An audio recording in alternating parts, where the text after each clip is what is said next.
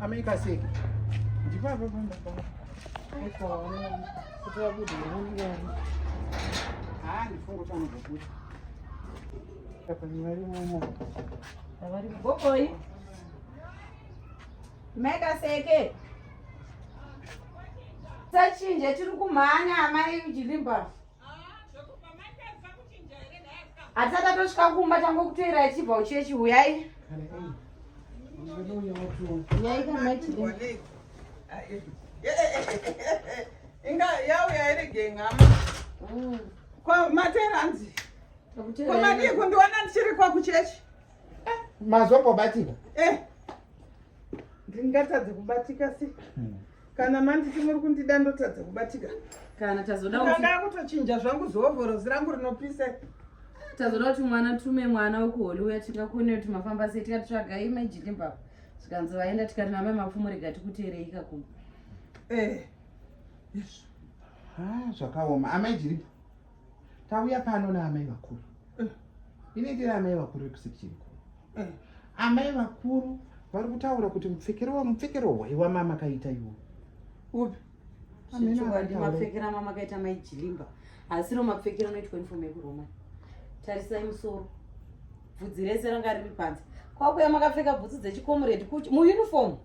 Asingazive kuti ndiri mukomuredi ndiani pachechi.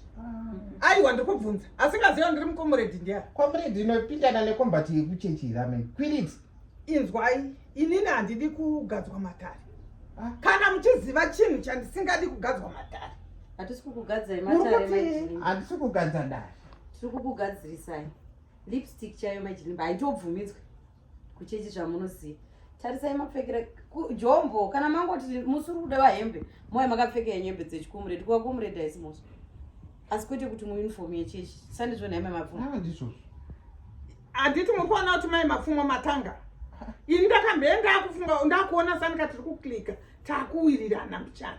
Iya noma kutanga tsika nyema kuwa manje kundinyaya inini. Chachi chakaipa paheti yangu. Hapana mboti makuwa Jirimba. Sasa chakaita heti yangu ya ana musande chaiya igara kadai. Asi kuti fata vanenge kuziva kuti ndinei mumusoro. Ndirenge kuzikanwa kunzi ndine beu here kana kuti ndine bvudzi mumusoro. Kana iri nhasi panapinda kamutero womisa munongovhara. Patinoitoma mazuva ekuti modi moya makapfeka kana musi watinotsvaira muchechi chaimo. Munotadza kungoonekera. Imi musanditonge imimi pazvinhu zvandakatenga nemari yangu. Aiwa ndamai vakuru. Handidi. Munongedzeri kuchwa muromo kutuka kuwe. Hazvinei nemi. Munonditi kuwe ini. Saka muromo kudii kudaiswa amai Jirimba painifomu yemusande. Inini kunditi inini kuwe ini. Tarisai zvamukaita kana nzara. Handiti muri kuona zvamangu zvine basa rei. Amai Jilimba. Ukaona uchiri kutsurwa. Alright, regai ndikuratidzei kuti imimi neni takatosiyana. Indiri movheteri.